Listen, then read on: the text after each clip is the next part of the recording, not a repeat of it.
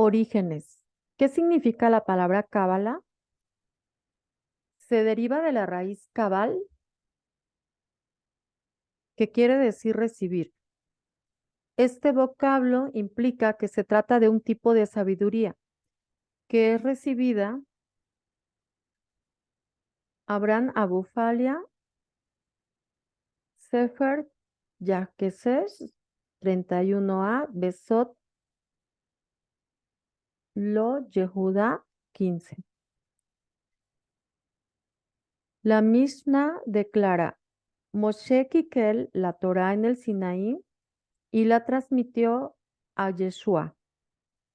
Yeshua la transmitió a los ancianos. Abut 1.1, Likutei Torah de Laresval y otros. Moshe fue el maestro de todos los profetas. Tikunei Zohar 18:31b. Él llegó a comprender la Torá completamente. Moshe tuvo así acceso a todas las 49 puertas de la sabiduría Zohar e innumerables otras fuentes. En este sentido, su visión profética es análoga al de un recipiente abierto que siempre es capaz de recibir más. Quizá el secreto de la capacidad profética de Moshe era que cuanto más transmitía a otros, más era capaz de recibir. Es por esta razón que la Mishnah precisa que Moshe recibió Torah, ya que él constituyó el paradigma de recepción, Cábala, de la experiencia profética. Shareh Keshudá 3.6, Rabán A. Shemot 34.14 y otros. En este sentido, la idea central de la Cábala consiste en imbuirse completamente de la Torá y conectarse con ella en todos sus niveles posibles. Es por eso que la Torá es frecuentemente designada como Pardes, acrónimo de las palabras Peshat, sentido llanto, Remes, alusión, Derush, análisis y Sot, misterio. Véase Zohar 3, 110a y muchas otras fuentes.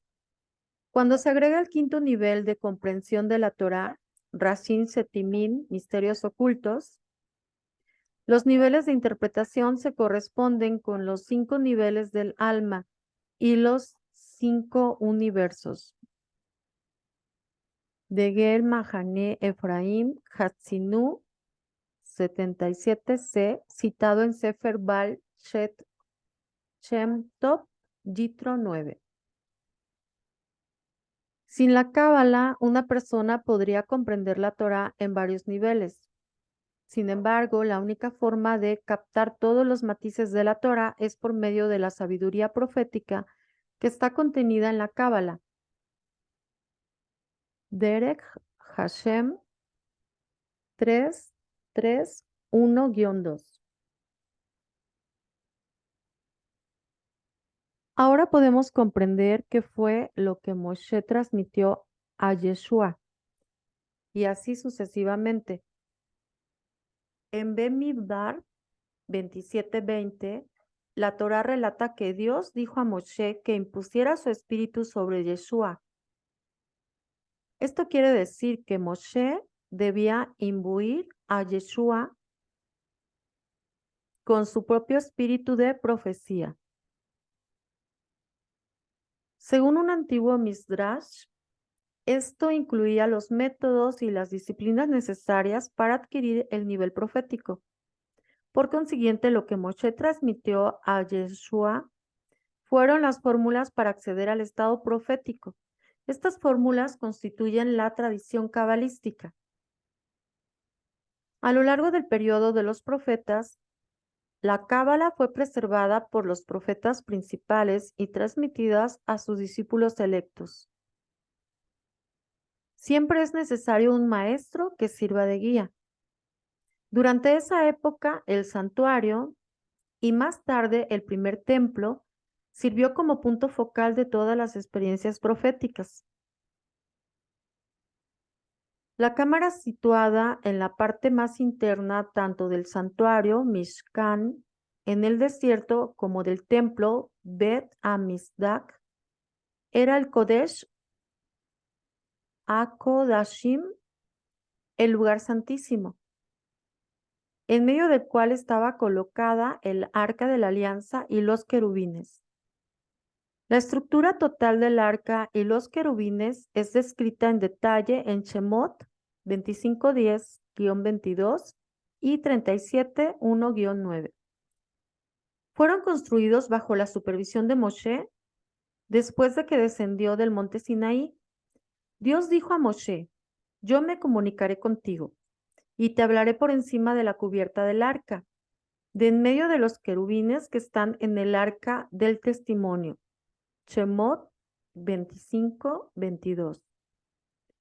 Este versículo implica que el flujo primario de la profecía llegaba a través de estos dos querubines situados en el Kodesh HaKodashim, y lo que era cierto respecto de Moshe también aplicaba a los demás profetas. Cuando el templo fue destruido, al profeta Ezequiel le fue mostrada una visión que tenía como finalidad señalar el final del periodo de los 1000 años de profecía. Esta visión es conocida como Maaseh Merkabah, la disciplina o el arte del vehículo. A diferencia de los mensajes proféticos previos, la visión de Ezequiel incluía una descripción detallada del ascenso espiritual del profeta, así como de los obstáculos que enfrentó antes de poder escuchar la voz de Dios. Dado que vivía en la época del cierre de la profecía, la visión de Ezequiel tenía que contener instrucciones precisas acerca de cómo alcanzar y entrar en el estado profético. No obstante, estas instrucciones fueron dadas en un lenguaje altamente oscuro y ambiguo. El resultado fue que, para todo efecto práctico, la tradición cabalística permaneció más oculta de lo que había sido hasta entonces. Al llegar la época de la construcción del segundo templo, la llave de entrada a la tradición cabalística fue transmitida a los últimos profetas y a los más grandes sabios del pueblo de Israel. Juntos, esos profetas y sabios integraron el conjunto de 121 miembros de los hombres de la Gran Asamblea, Anshe Knesset HaGedolah.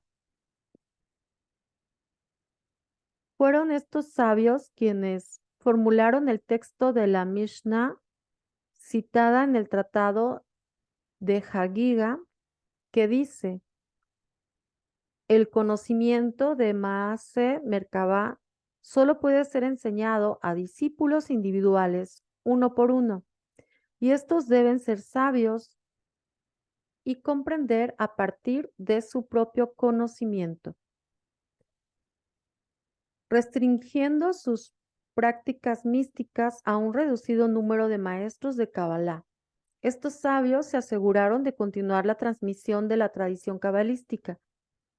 Fuera de este círculo de maestros místicos, estas prácticas permanecían casi totalmente desconocidas.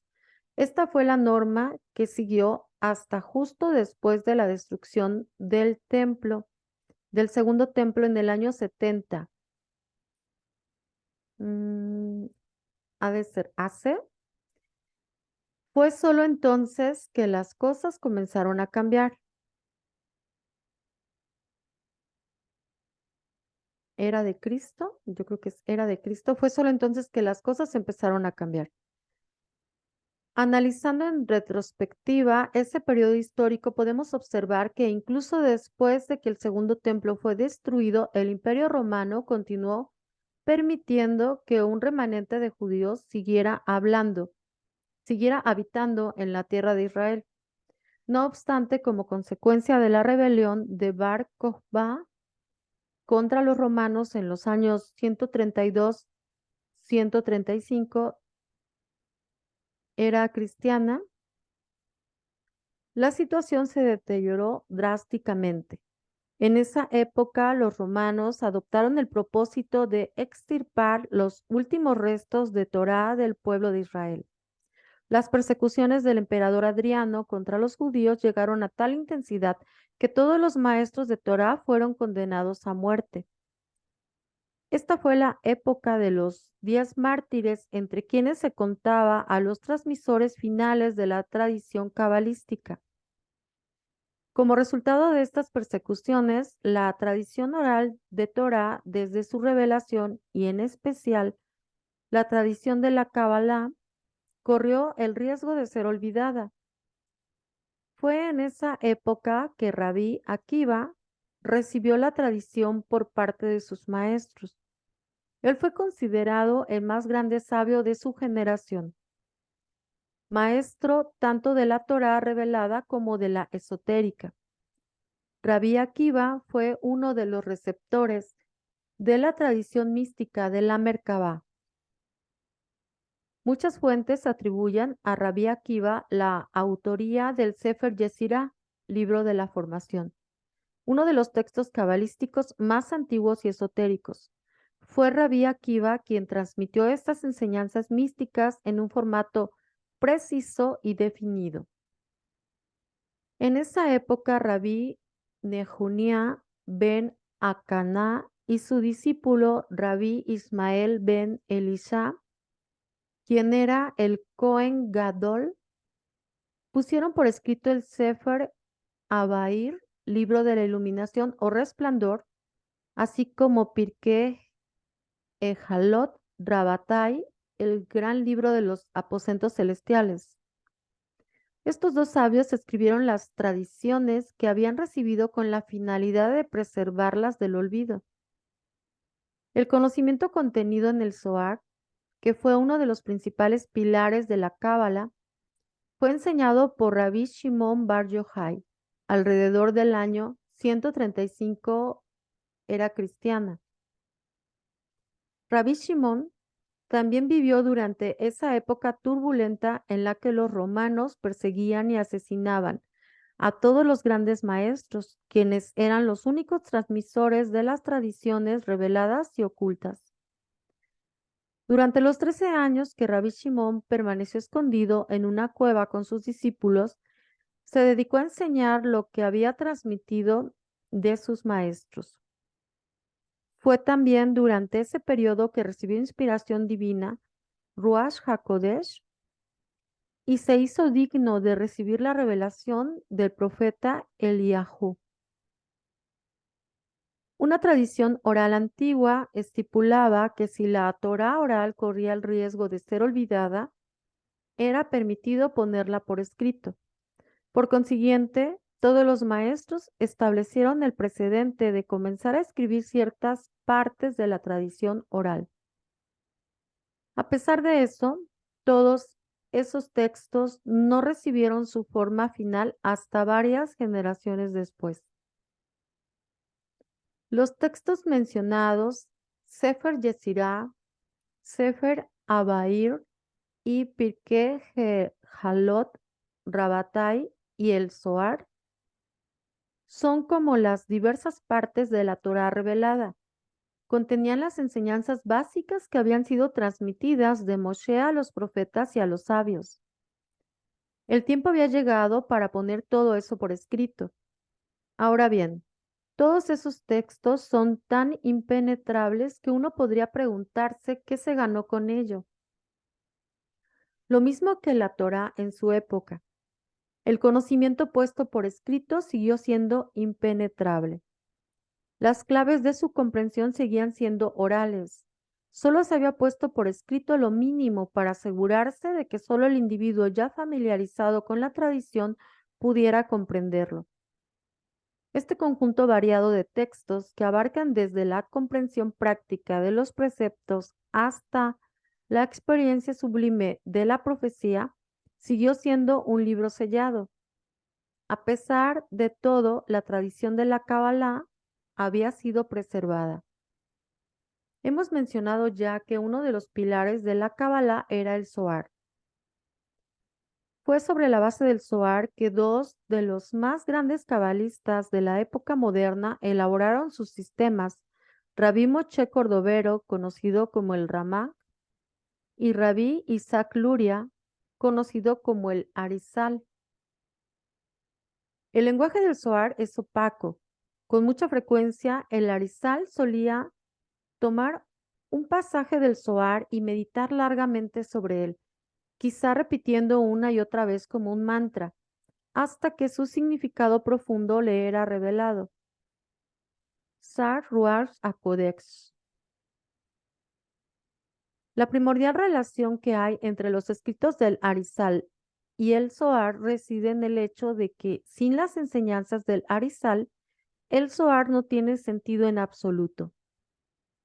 Un individuo podría estudiar el Zohar, que es un texto de alto contenido poético, sin detectar en él ninguna estructura o sistema.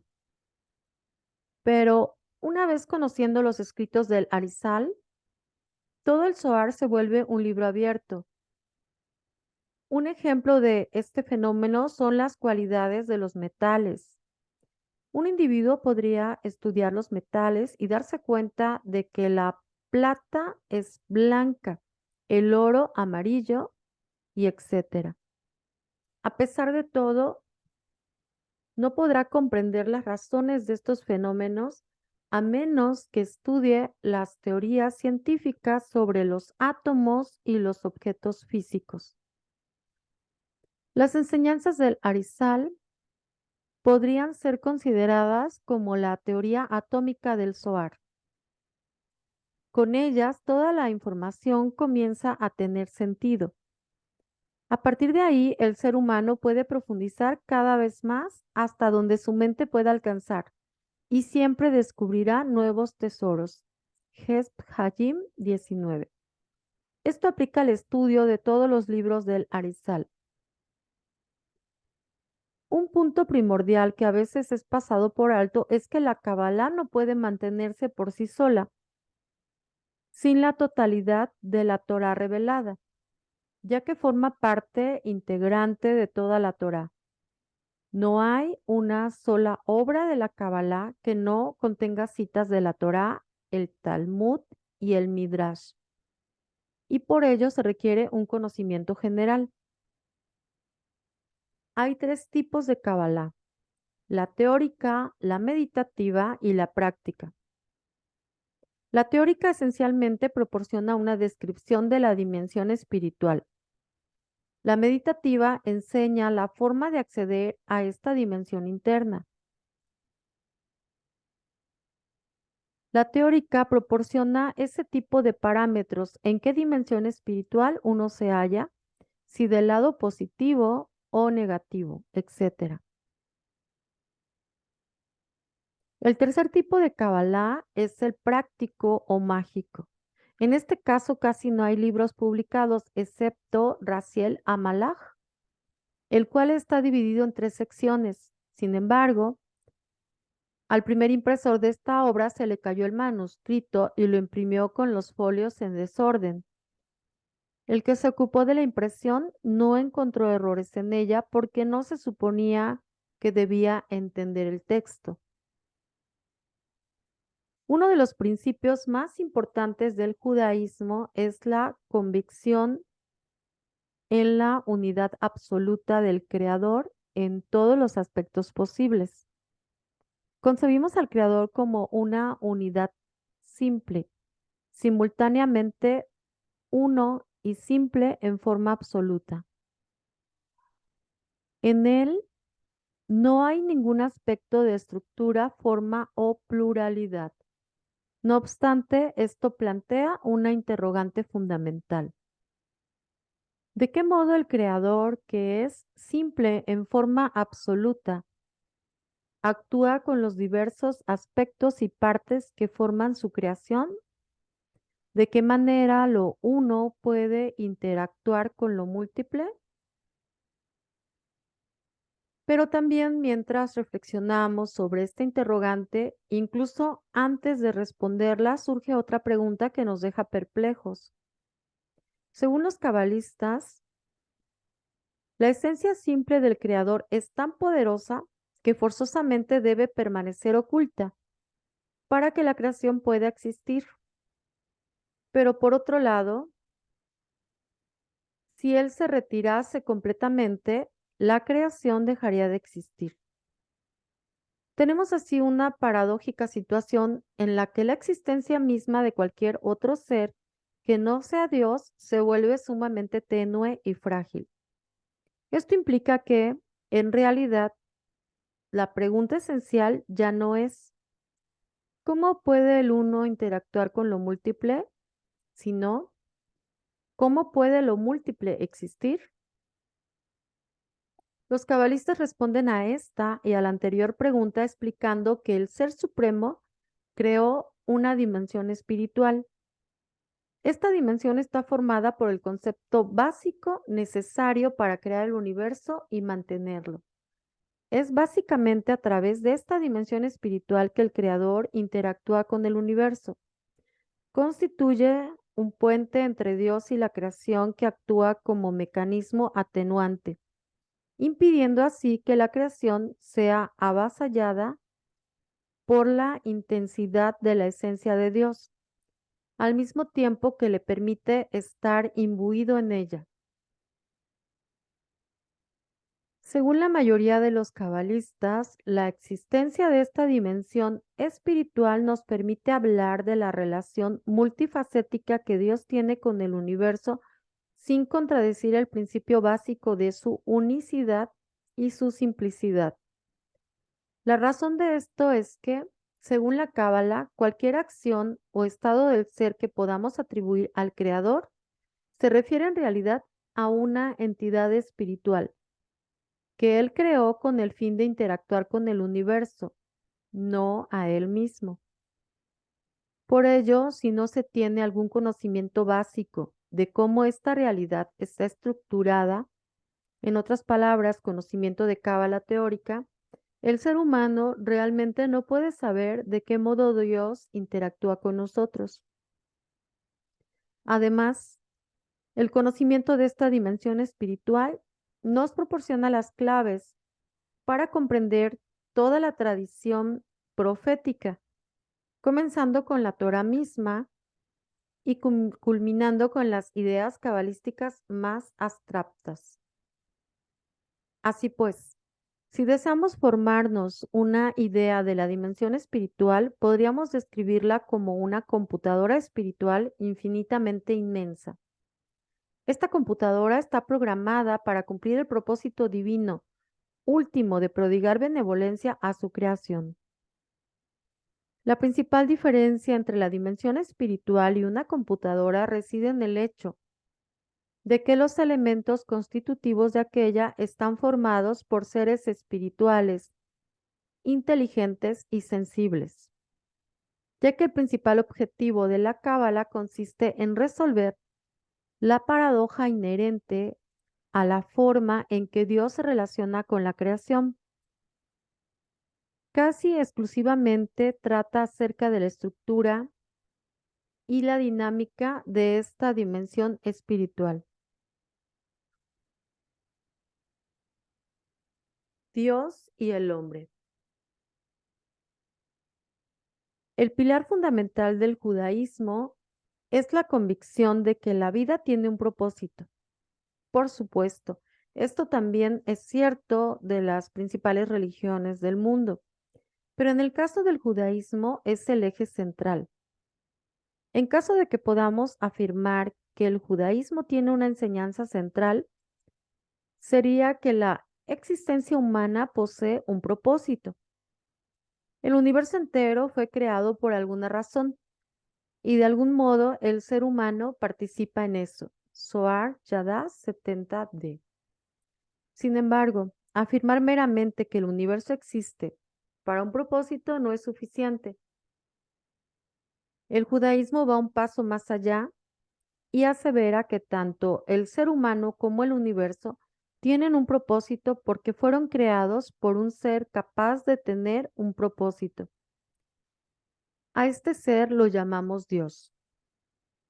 La verdad es que no tenemos la capacidad para comprender qué es Dios. Y así como no podemos entender lo que Él es, tampoco podemos entender sus razones. No hay nada que podamos decir acerca de Dios mismo. Solo podemos afirmar que existe. No obstante, si podemos hablar de la relación que Él tiene con su mundo, por ello podemos intentar entender el mundo y preguntar por qué existe. Podemos reflexionar y averiguar qué es lo que Dios mismo nos ha enseñado acerca del propósito de la creación. Una de las ideas que podemos afirmar acerca del Creador es que es bueno, pero no solo afirmamos que es bueno, sino incluso que Él define lo que el bien es. Cualquier acto de Dios contiene el bien en su estado más puro e infinito. La bondad y el amor de Dios son dos de las cualidades más básicas que podemos comprender y ambas actúan en conjunto para llevar a cabo el propósito que Él tiene para el mundo. Es sobre esto que el salmista canta: Dios es bueno para todos, su amor está sobre todas sus obras. Tehilim 145:9. Dios no tenía necesidad alguna de crear al mundo. Él es la perfección absoluta y, por consiguiente, no tiene necesidad de nada en absoluto, incluso de la creación. Por ello, hasta donde podamos comprender, lo único que podemos decir es que Dios creó el universo con la finalidad de prodigar el bien al ser humano. Dios mismo define a su creación como un acto de bondad. Es por esta razón que, al final de los primeros 6 días de la creación, después de haber creado al ser humano, la Torá dice: y Dios vio todo lo que había hecho, y he aquí que era muy bueno. Bereshit 1:35. Aquí se nos dice que la creación del universo fue una expresión de su bondad. Es por esta razón que Dios hizo al ser humano último en el orden de la creación. El mundo entero tenía que ser preparado para la aparición del hombre. Es por ello que Dios dice por medio del profeta: yo he hecho la tierra y yo he creado al hombre en ella. Yeshayahu 45:12. Pues es el ser humano el receptor último de la bondad divina y de este modo cumple el propósito del Creador en su mundo. El Talmud cita una parábola acerca de esto. Una vez un rey construyó un palacio suntuoso y lo decoró con elegancia, llenándolo además con los mejores manjares y las bebidas más finas. Cuando estuvo terminado, convocó invitados para que vinieran a disfrutar el palacio diciendo: si no hay invitados, ¿qué placer podría tener el rey con todas las cosas buenas que ha preparado? En el mismo sentido, una vez que todo estuvo preparado, el invitado principal, el ser humano, apareció en el universo. Tikunei Zohar, Introducción 6a. El regalo perfecto. No importa que tan altruista sea un acto humano, siempre hay un beneficio para el que lo realiza, aunque no sea más que un cierto grado de satisfacción personal. Sin embargo, el Creador no necesita nada y por ello no tuvo necesidad alguna de crear el mundo. No hay ninguna carencia en él que el mundo pudiera satisfacer. Por ello, es que la creación constituyó el acto perfecto de altruismo, amor y bondad. Ahora bien, afirmamos que el Creador hizo el mundo con el fin de prodigar el bien al ser humano, pero ¿en qué consiste este bien? Antes que nada, debemos comprender que cualquier bien que Dios otorgue tiene que ser el mayor bien que la creación pueda aceptar. Sobre esto el salmista dice, ¿qué tan grande es tu bondad que has guardado para aquellos que te temen? Tehilim 31:20. En el Midrash, los sabios talmúdicos interpretaron este versículo en el sentido de que Dios prodiga el bien en la forma más abundante posible. Esther Rabá 10:14. Y en otro lugar explicaron que este versículo significa que Dios dice al ser humano, tú conforme a tus capacidades y yo conforme a las mías. Midrash Tehilim 31. Esto quiere decir que el Creador nos proporciona el mayor bien para que seamos capaces de recibir. Pero ¿en qué consiste este bien supremo? ¿Cuál es el mayor bien que el Creador puede prodigar? La respuesta es muy sencilla. El bien supremo es Dios mismo.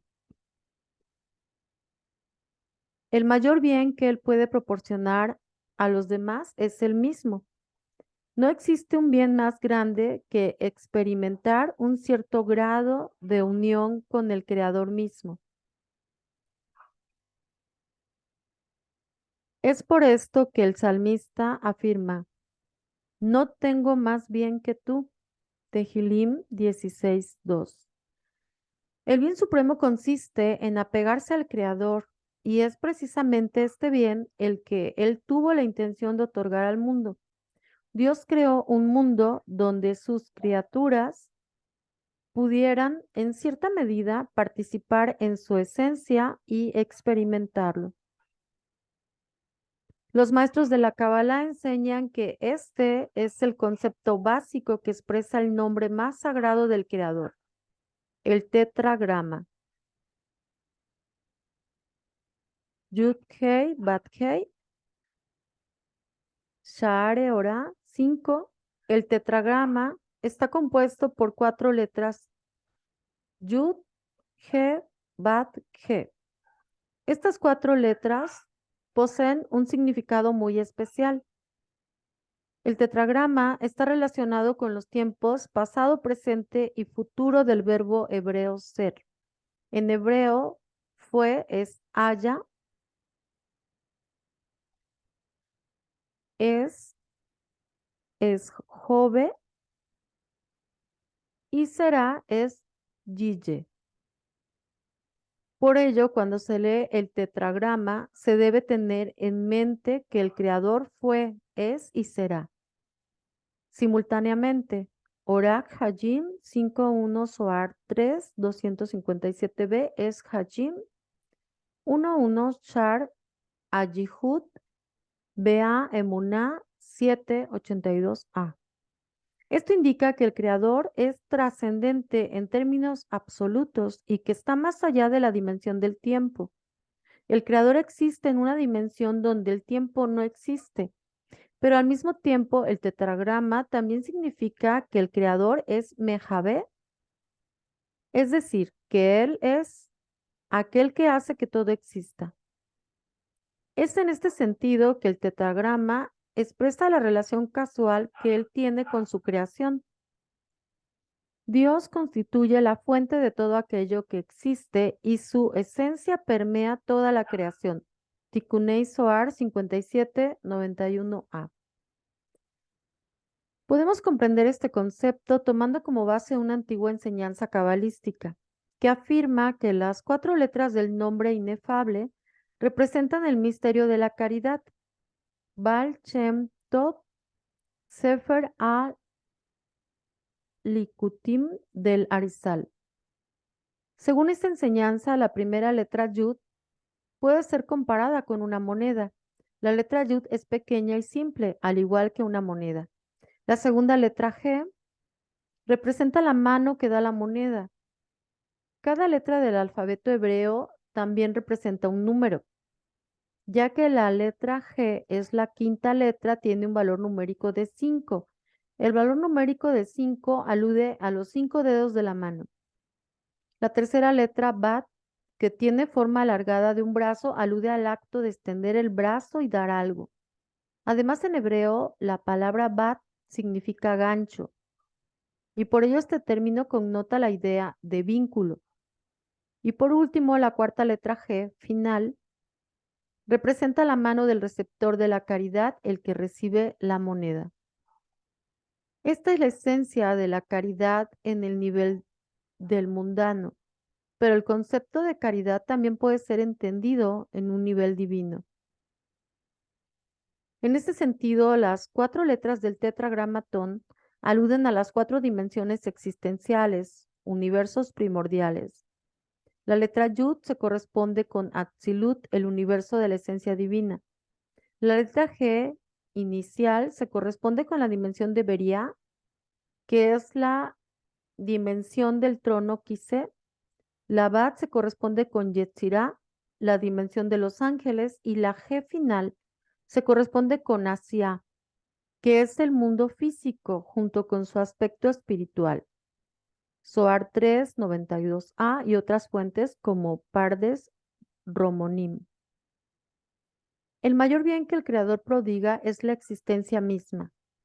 No tenemos ningún derecho inherente a la existencia. No es algo que podamos exigirle. Por consiguiente, cuando Él nos concede la existencia, eso constituye un regalo de amor y el acto de caridad más perfecto. Ahora entendemos que la letra Yud representa el regalo mismo de la existencia. No obstante, en el nivel conceptual de la Yud, la existencia todavía no es nuestra, así como la letra Yud al final de una palabra representa la posesión personal de algo. Al nivel conceptual de la Yud, la existencia misma constituye una propiedad personal del creador. Además, al inicio de una palabra, la letra Yud indica el futuro, es decir, algo que todavía está en estado potencial. Es por esta razón que a nivel de la letra Yud, la existencia todavía está en estado oculto y latente, no asequible. No hay forma de acceder a ella hasta que sea creada una mano que sea capaz de recibirla. La primera letra G del tetragrama es la mano del creador que sostiene la existencia que él nos quiere dar. Al nivel de la Yud, la existencia es trascendental, incognoscible e imperceptible. Antes de volverse accesible a nosotros, primero debe pasar por un proceso de concreción. Esto es lo que indica el valor numérico de la G, que alude a los 5 dedos de la mano. En el tetragrama, la primera letra G representa el recipiente que es creado con el fin de contener y definir el poder abstracto de la creación. La Bat del pentagrama es la mano del creador que se extiende con el fin de brindarnos la existencia. Es en el nivel de la Bat que el concepto de dar llega a su perfección. Esto significa que se debe establecer un equilibrio entre el donador y el receptor. Esto, lógicamente, implica que debe existir una relación entre ambos, hasta donde podemos expresar esta idea. Tanto como Dios desea darnos, lo que da debe ser consistente con nuestra capacidad de recibir, así como la manera en que lo hará será determinado por sus acciones. Esta relación recíproca también tendrá como resultado que el ser humano podrá ensanchar su capacidad para recibir lo que Dios le quiere dar. Finalmente, la última G del nombre inefable representa nuestra mano que recibe la existencia. Ahora bien, es obvio que Dios tiene que proveernos incluso con la mano que tenemos. Por ello, en cierto sentido, el Creador nos concede la capacidad para recibir la existencia de parte de Él. Pero lo más importante es abrir nuestra mano para recibir lo que Dios nos está dando. Cuanto más ampliemos nuestra percepción de la presencia de Dios y la mano divina que guía nuestras vidas, tanto más grande será nuestra capacidad para recibir. Las letras del tetragrama nos pueden enseñar muchas cosas acerca de la relación que Dios tiene con su creación. Por un lado, aprendemos que el Creador es absolutamente trascendente y por consiguiente completamente diferente a cualquier cosa que haya en el universo. Por otro lado, también aprendemos que la presencia de Dios permeabilidad toda la creación y le proporciona existencia continua. En ese sentido, la existencia misma que tenemos no es más que una sombra o reflejo del poder de Dios. Sobre esto, los cabalistas explican que si Dios se revelara completamente, la creación y todo lo que hay en ella no podría subsistir y se anularía completamente. Si Dios se revelara a sí mismo, no habría la posibilidad de una existencia independiente en ningún nivel. Es justamente porque el Creador se retiene y se oculta a sí mismo que la creación puede subsistir. La idea anterior está relacionada con uno de los conceptos más importantes de la Cábala, el Tzimtzum, palabra que denota la restricción o contracción de la luz del Creador. El concepto de Tzimtzum se origina en una paradoja fundamental. Por una parte, el Creador debe estar, de algún modo, presente en su mundo, pero por otro lado, si Él no se retrae a sí mismo de Él, todo el universo sería completamente avasallado por su esencia. Así pues, la razón de que haya un Tzimtzum es para que la creación pueda existir. Por definición, la creación debe existir como una entidad independiente y, en consecuencia, no debe estar totalmente imbuida de la esencia divina. No obstante, al mismo tiempo tampoco puede afirmarse que la esencia de Dios no permea toda la creación, ya que ningún lugar está vacío de él. Por ello, Dios debe separarse de la creación mientras que simultáneamente permanece íntimamente vinculado con ella. Esta es la paradoja fundamental de la creación.